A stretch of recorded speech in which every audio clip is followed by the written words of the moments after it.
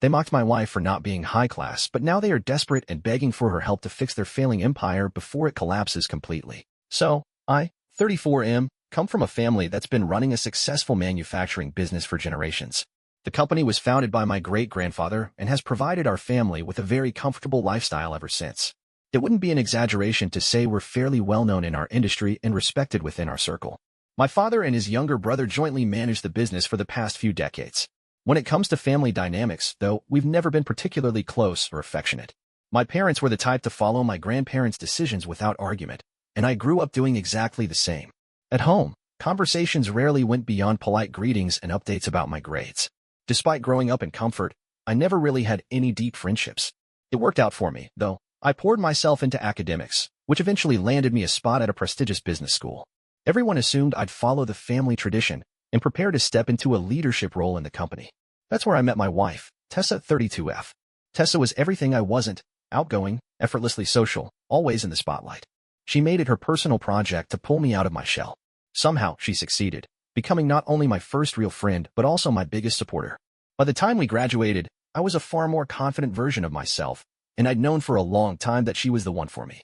When I finally asked her out, she admitted she'd felt the same way all along, and that was the start of our relationship. Introducing her to my family felt like the natural next step. They seemed polite enough when she was there, but the moment she left, the whispering started. They were quick to point out that she didn't come from a notable family and questioned if she was really the right match for me. The more they talked, the angrier I got, but I kept quiet. I decided it wasn't worth the fight when there were far more important things ahead. The very next day, I took Tessa on a hike, her favorite way to unwind, and proposed. She was caught off guard by how sudden it was, but I assured her I'd never been more certain of anything. Seeing her around my family only made me more confident she was the partner I wanted by my side for life. She said yes. In hindsight, meeting Tessa made me see just how fake my family's sense of status and reputation really was. That realization made it easier to stop caring about their opinions. I sent a text to the family group chat announcing our engagement. As expected, they barely reacted, just a few polite acknowledgments. No drama, but also no real excitement. That was a win in my book. Tessa was just starting out as an entrepreneur at the time. I won't reveal the exact nature of her business for privacy reasons, but it was something completely fresh and unconventional. Think along the lines of a quirky, innovative product that no one saw coming, like Scrub Daddy before it became famous. She'd been pouring her savings, earned from working 2 jobs in college, into getting it off the ground. I offered to support her financially, but she firmly declined. This was her dream, and the only thing she wanted from me was emotional support. Meanwhile, my family kept pestering me about the wedding. They wanted to throw some over-the-top, high-profile event, the kind that would make the social pages. At first, they assumed Tessa's parents were wealthy or well-connected, given that she had made it into our competitive business school. When they found out she was adopted and raised by working-class parents, their enthusiasm evaporated. They even suggested I ask her not to mention her family at all during the reception they were planning, because apparently, humble origins didn't fit the image they were trying to project. That was the final straw for me. I no longer wanted them involved in the wedding at all. Tessa, however, cherished her adoptive parents and valued family deeply. I couldn't bear to tell her what my family really thought, so instead, I told her a small lie, that I'd always dreamed of a small, private wedding, just the 2 of us. Something intimate, like an elopement. She was surprised and asked if my family would be okay with that, but I reassured her they were fully on board. Somehow, I managed to sell the idea as my lifelong wish, and she agreed. She called her parents, who were nothing but happy for us. The following weekend, we drove to a beautiful mountain town known for romantic elopements, and we got married. I called my mom the day after the wedding to let her know, and the news spread through the family like wildfire. Predictably, none of them were impressed by the fact that I'd gotten married without their presence, but for the sake of appearances, they played it off like this elopement had been part of some intimate, pre-agreed plan. After our short honeymoon, Tessa went to spend a few days with her parents, and I returned to my family home. As expected, I got an earful for what they called a disrespectful stunt. Normally, I'm the one who stays quiet and avoids conflict, but this time, I didn't hold back. I reminded them how they'd talked about Tessa behind her back, and made it crystal clear that I wasn't going to tolerate it. They must have realized I wasn't as spineless as they thought, because the room went awkwardly silent after that.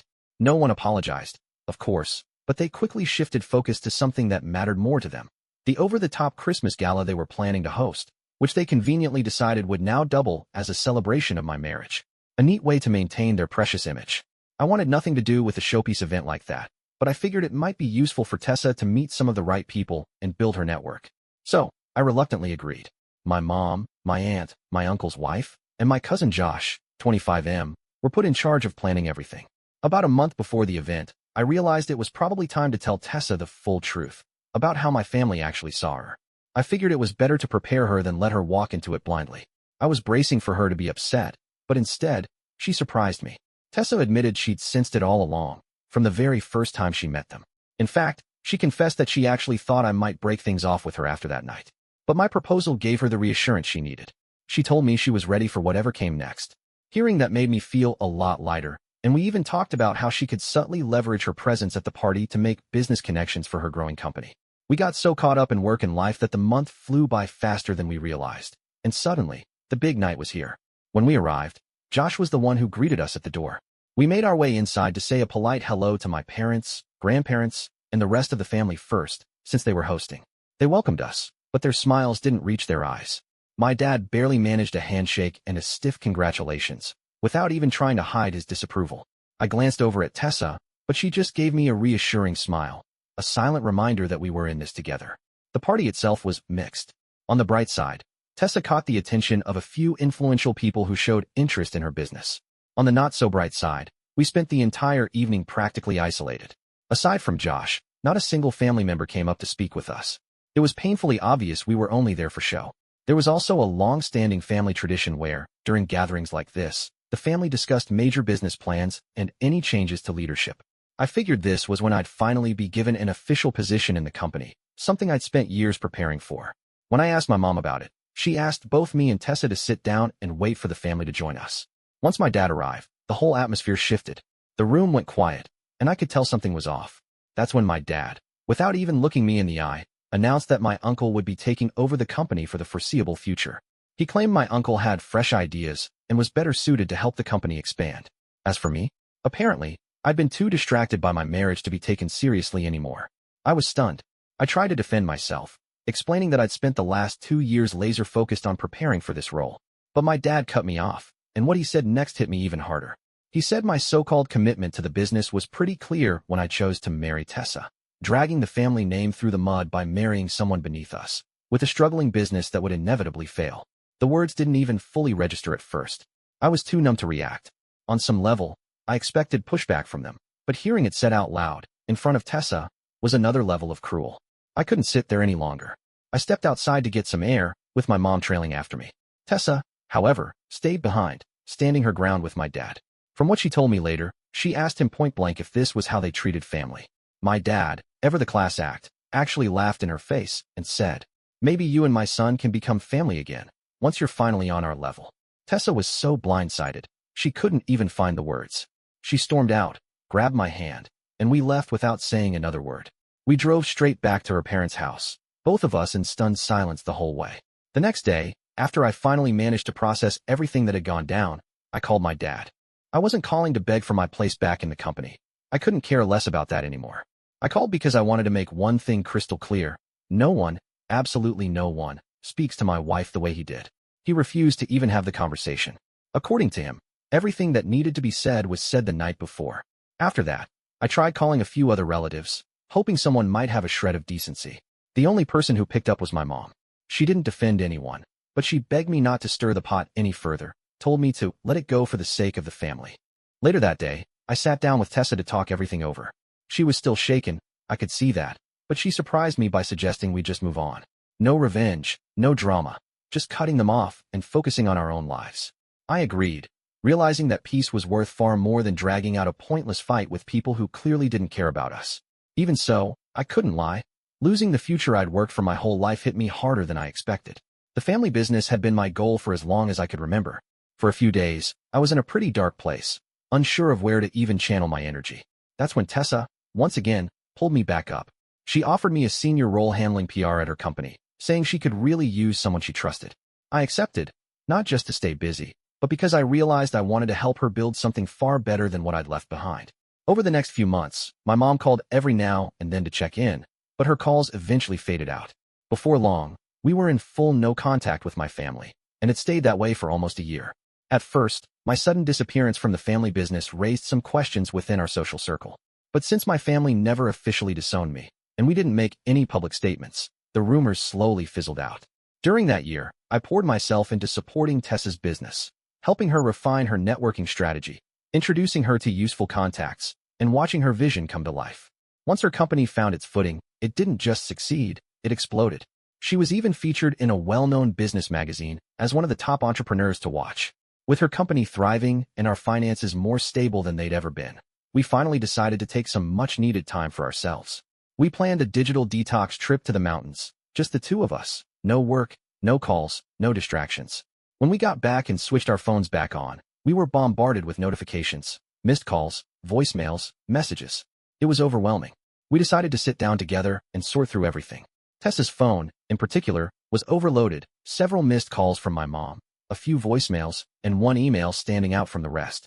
Thinking it might be something serious, Tessa opened the email first. To our surprise, it was oddly casual. My mom wrote that she missed us and wanted to have lunch, just her and Tessa, to catch up. Tessa was completely caught off guard and couldn't wrap her head around why. After a full year of ignoring and humiliating her, my mom was suddenly acting like they were old friends. Unable to sit with the confusion, she decided to call my mom directly to get some answers. My mom, of course, played it off like the past year had all been some kind of unfortunate misunderstanding. According to her, the family had just needed time to process everything, and now they were ready to make amends. Tessa told her, calmly, that she would need to discuss this with me before making any plans. But my mom pushed back, asking her not to involve me and saying she wanted to meet with Tessa privately first. Tessa, thinking there was a real possibility my parents had finally realized they were wrong, and maybe even hoping they were going to offer me some kind of way back into the family business, which had once meant everything to me, eventually agreed to go. At the lunch, my mom's behavior was unnerving. She treated Tessa with a level of warmth and respect that was so out of character, it almost felt rehearsed. The same people who could barely look her in the eye at the Christmas party were now praising her accomplishments, asking about her business, and even congratulating her on her recent success. Tessa stayed polite, but she wasn't stupid. Eventually, she asked, directly, what the real purpose of this little reunion was. That's when my mom finally showed her cards. My dad and uncle had realized just how badly the family business was tanking, and after seeing Tessa's success, they wanted her input, her connections, and her advice to help clean up their mess. Tessa was stunned. After a year of silence, the only reason they wanted her back in their lives was to use her. Still, she kept her composure and made one thing very clear. She wouldn't be speaking to anyone in my family again without me present. She said she'd get back to my mom once we had talked, and then she left. That night, Tessa came clean about the lunch, and we ended up in a pretty heated fight. I wasn't angry at her for going. I was angry because she did it behind my back, with the very people who made it their mission to humiliate both of us. I told her that no business deal, no offer, no opportunity would ever matter more to me than her dignity, and that I had no intention of ever crawling back to them after the way they cut us off. Tessa apologized and agreed. She promised to text my mom the next day to make it clear, in no uncertain terms, that we wanted absolutely nothing to do with them moving forward. At that point, I should have just left it at that and moved on. But instead, I gave in to the urge to have a little petty revenge. I told Tessa I wanted my family to feel the weight of their actions, to finally face the shame they'd spent so long dodging. So I asked her to send a text to my mom. The message was simple. We were willing to meet, but only if the entire family was present, no private conversations, no side deals. Tessa wasn't exactly thrilled with the idea. She didn't like getting dragged into the toxic back and forth between me and my family, but she agreed to stay out of it beyond sending the message. The next day, she sent the text. That weekend, we showed up at my parents' house, and suddenly we were their honored guests. They rolled out the red carpet, acting like nothing had ever happened. My dad even called me his golden son for bringing such a smart and successful woman into the family. I didn't let the fake warmth drag on for long. I asked my dad, point blank, what he actually wanted from us, after shunning us for a year just because we didn't fit into their idea of acceptable. That's when my dad finally let the mask slip. He admitted that the business was in serious trouble. My uncle's brilliant idea to launch multiple new ventures had backfired, and now the company was bleeding money. They were desperate for help, and they wanted me to take over, with Tessa at my side to bring some of her magic into the mix. I wanted to laugh in his face right there, but somehow, I kept my cool. I asked him why, after everything they'd said and done to us, he thought we would even consider helping them. He clearly hadn't prepared for that question. He stumbled over a few weak excuses, including the classic, because we're family. I reminded him exactly what kind of family they'd been, the kind that threw their own son aside for daring to marry someone they thought was beneath them. I told him to come ask for help again when they were at our level, when they'd proven they were actually worth the time and respect they so desperately wanted. Before he could respond, Tessa and I stood up and walked out. Once we got home, I asked Tessa to block my mom's number, which she did without hesitation. That was the last straw for my family. After that, my mom, my dad, my uncle, and even some extended relatives started flooding my phone with texts. They blamed me for mocking their financial struggles instead of being a good son and helping out. Even Tessa, who usually stood by me no matter what, admitted I might have crossed the line. She said I could have just said no and walked away, instead of rubbing salt in their wounds. Now that I've had some time to sit with it, I can admit, maybe I did go a little too far. Update 1. First off, thank you to everyone who showed support in the comments, and to those who called me out for how I handled things. I've had time to think, and yeah, I can admit, I definitely acted like an ass by putting in that much effort just to humiliate my family. But after everything they put Tessa and me through, I'd be lying if I said it didn't feel satisfying in the moment. I know I was out of line, but to be perfectly clear, there's no chance I'm ever apologizing to them, no matter how many people suggest I should. Anyway, here's what's been happening since. Not long after all of this went down, I found out my dad had gotten sick, and, of course, my family immediately blamed his sudden decline on my so-called heartless behavior. Reality check? It was just a mild flu he picked up during a work trip to a colder state. I've ignored all of my mom's calls so far, but I've been getting a weird kind of amusement out of her voicemails. She's been going on and on about how they never intended to cut us off, and how they always cared about us, even during the year they spent pretending we didn't exist. Part of me wants to remind her that their care was nowhere to be found when they were gossiping about my wife and freezing me out of my own future, but honestly, I'm too tired to waste the energy. Tessa, however, hasn't taken it quite as lightly. She's been pretty stressed about the whole thing and, somehow, has convinced herself this is all her fault, that my family hates me because of her. I have to remind her almost every day that none of this is her fault. My family's cold, judgmental, and honestly incapable of accepting anyone they can't control, and even if Tessa had never come into my life, they would have found another reason to push me to the sidelines. I tell her, over and over, that I would choose her over them every single time. No hesitation. The calls and messages kept flooding in over the next few weeks. Even my grandparents started calling, begging me to come home and fix everything, as if I was the one who broke it in the first place. It's almost funny, really. Not a single one of them bothered to show up at our door, despite knowing exactly where we live. But the moment they needed something, suddenly, my phone wouldn't stop ringing. Eventually, I reached out to Josh. He's the only one in that family who's ever shown an ounce of common sense. I asked him if he could step in and try to calm everyone down. To his credit, Josh actually apologized for everything I'd been put through and said he'd do what he could to get them to back off. But just before we hung up, he dropped something on me that I wasn't prepared for. Apparently, my dad was already planning to formally cut me off from both the family and the company entirely. According to him, I had an attitude problem, and they wanted me out for good. I didn't even argue. I hung up and immediately called Tessa, who was out at a meeting. I told her that even though I'd already made peace with never going back to my family's toxic nonsense, it still hurt hearing they were so eager to erase me completely. Tessa told me to take a deep breath, step back, and wait for her to get home, so we could talk everything through before jumping to conclusions. And that's exactly what I'm doing now, writing this update while I wait for her to walk through the door. Update 2. When Tessa got home, she didn't waste any time. She sat me down, looked me straight in the eye, and asked a simple but direct question. Did I want to rebuild any kind of relationship with my family? She told me that if the answer was yes, she would stand by me every step of the way, because no matter what had happened, she understood how important family could be. I didn't even have to think about it. I told her the truth that yes, it felt strange not being part of the usual chaos my family thrived on, but I was absolutely sure I could build a happy, fulfilling life without them. I reminded her that I already had a family. Her, Tessa, always the bigger person, said she'd still be willing to help them if I ever changed my mind, but I shut that down immediately. I knew exactly how it would play out. They'd use her for whatever they needed, sweet-talk her until they got their way, and then discard her the second she wasn't useful anymore. I wasn't going to let that happen. She promised me she wouldn't let them walk all over her, but we both agreed to leave the subject alone for now. A few days later, Tessa's phone lit up with a missed call from Josh. She was surprised, not just because she hadn't heard from him in ages, but because she had no idea how he even got her number. Unlike the last time my family reached out, Tessa told me about it immediately. We decided to call him back together, putting the phone on speaker so there were no secrets. Josh answered right away and skipped the pleasantries. He got straight to the point. The family business was in shambles. Their reputation in the market was practically non-existent after defaulting on multiple payments. No one wanted to work with them anymore. He said they were desperate, and according to my parents, the only way to fix their image was if Tessa, now a rising star in the business world, stepped in, financially supported them, and publicly tied her successful company's name to theirs. Tessa didn't even hesitate. She told Josh, clear as day, that there was absolutely no chance she was getting involved. After the way they treated us, she wasn't about to clean up their mess. That's when Josh pulled out the big guns, my grandfather. Apparently, my grandfather had been silently listening in the whole time, just waiting for his moment. At first, he tried the sweet old man act, flattering Tessa and talking about how proud they all were of her success. But the mask slipped fast. When it became clear that Tessa wasn't budging, his tone hardened. He went from sweet to threatening in seconds, telling her that if she didn't convince me to come home and do the right thing, both of us would be permanently cut off from the family. No inheritance, no connections, no nothing. Not that any of that held much weight for us at this point.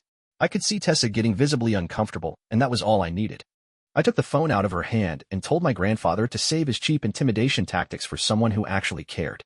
If anyone should be scared, it was them, considering how fast their little empire was crumbling. Hearing my voice must have knocked the wind out of him, because he immediately started sobbing, apologizing, and backpedaling. I cut him off mid-sentence and told him it was far too late for apologies. I made it clear that if they ever tried to threaten or harass my wife again, they'd be hearing from our lawyer next, and then I hung up. Tessa was still visibly shaken, so I got her a glass of water and sat with her until she calmed down. That call made one thing painfully clear: cutting my family off was 100% the right decision, and we're going to stick to it, no matter how hard they try to claw their way back in. Hopefully, they'll finally get the message and leave us alone, though if history's any indicator, I'm not holding my breath. Update 3. I know this update is way overdue, but I'm finally back, and this time, I actually have some good news. Before I get into that, though, I want to address a concern a lot of people raised in the comments on my last update.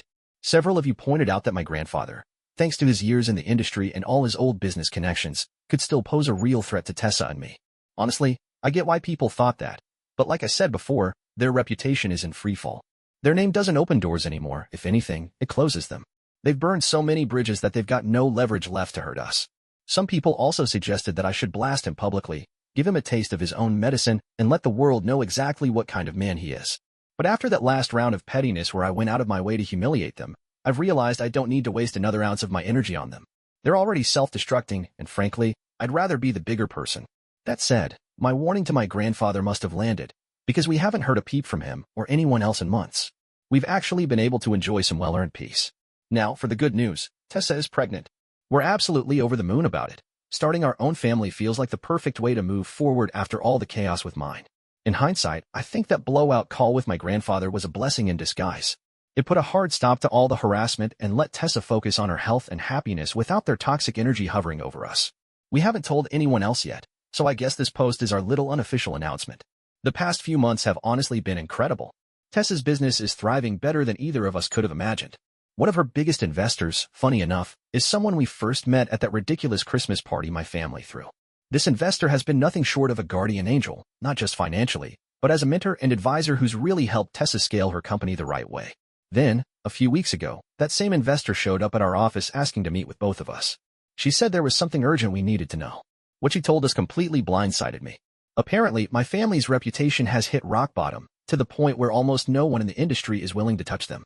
On top of that, people have been openly speculating about why I walked away from the family business and chose to work with Tessa instead.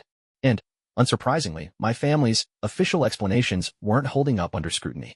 That's when my family, desperate and out of options, decided to use the only asset they had left, our relationship. The investor told us my parents had been going around telling anyone who'd listen that Tessa, their beloved, brilliant daughter-in-law, had stepped in and personally invested in the family company to help them recover. They were using her name and reputation like a golden ticket to rebuild trust, and even managed to convince a few smaller investors to buy into the story. Luckily, our investor smelled something off and decided to fact-check with us directly, which is how we found out. Tessa was furious. After everything, after they mocked her, disrespected her, and dismissed her as not good enough, now they were trying to milk her success to save themselves? The audacity was unreal.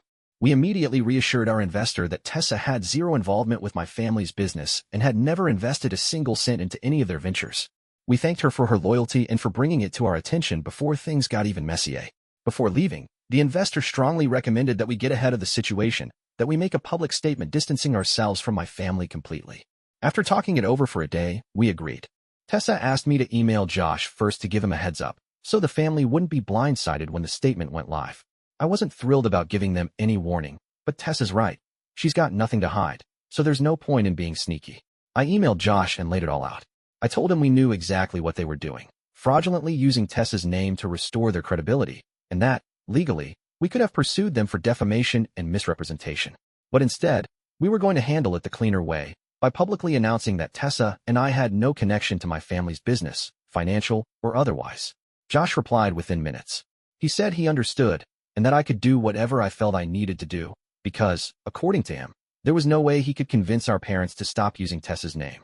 The next day, I made a public post across my social media accounts, making it absolutely clear, on behalf of both Tessa and myself, that we were no longer associated with my family, either personally or professionally.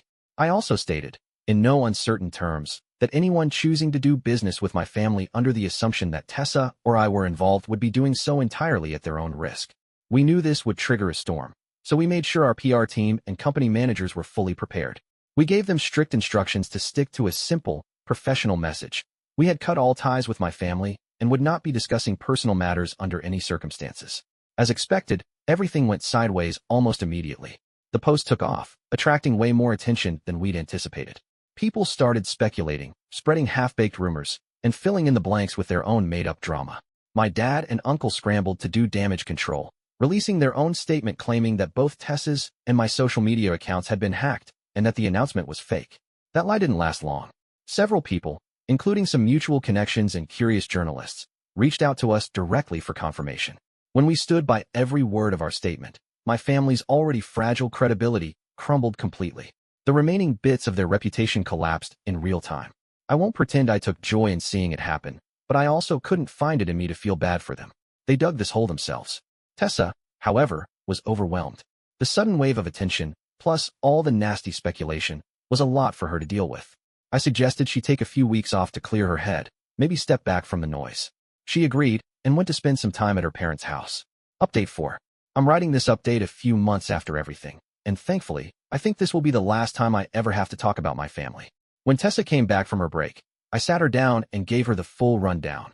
All the lies, the smear campaign, and how my family basically dug their own graves. To my surprise, she actually laughed about it. Not in a mean way, just in pure disbelief at how far they were willing to go, and how badly it all backfired. But that wasn't the only shock. Apparently, my mom found out about Tessa's pregnancy through a mutual acquaintance. After that, she went into full-blown panic mode, desperately trying to get in touch with us. Since we had her blocked on our personal phones, she tried every other avenue, calling the office, sending random emails, and even messaging some of Tessa's work contacts. When none of that worked, she showed up at our house, drunk out of her mind, late at night, uninvited. We let her in, mostly because she was in such bad shape she could barely stand. She started slurring through a long, rambling speech about how, after our public statement cut us off from them, the family business completely fell apart. They had to sell off assets just to cover some of their debts, and the financial collapse caused a massive falling out between my dad and my uncle. They weren't even speaking anymore, and my grandparents had apparently retreated to their country home to escape the mess. Between sobs, my mom kept begging Tessa and me to give her another chance, if not for her sake, then at least so she could be part of our baby's life. She even claimed my dad was remorseful, though not remorseful enough to actually reach out himself. And, in her desperate state, she went as far as saying she'd leave my dad if that's what it took to earn back our trust. She was too drunk to fully process what she was saying, so I stayed calm and reminded her exactly how she stood by my dad and uncle while they dragged Tessa's name through the dirt. I told her she made her choice back then, and she deserved to live with the consequences. That's when the tantrum started. She shouted, cried, and tried to guilt-trip us, but we didn't take the bait. We found her new address in her purse, called her an Uber, and left a simple note: "Please don't contact us again." A few days later, Josh reached out via text. He asked if he could apply for a job at Tessa's company. Apparently, things at home were so unbearable that he wanted to distance himself, and he genuinely wanted to learn from her. Josh was the only person in my family who ever showed us kindness, so we told him to send over his resume, with one condition: no one in the family could know. He immediately agreed. As for Tessa, she's now well into her 3rd trimester, and to be honest, work has been wearing her down. That's why we've decided it's time for a real fresh start. After the baby's born, we're planning to move to a quieter city not too far from here, close enough to manage the business, but far enough to fully leave the shadow of my family behind. The moving process starts soon, and with it, we're finally closing the door on this toxic chapter for good. Honestly, I was relieved she wasn't here to witness what came next. After their public humiliation and even more financial losses, my family completely snapped. They decided to go nuclear, and they went after both of us with everything they had left. They posted a wild, desperate story online claiming that I had abandoned the family after stealing money from the business to fund Tessa's startup.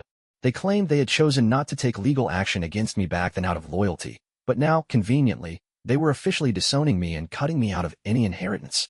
The hilarious part? I didn't even have to respond.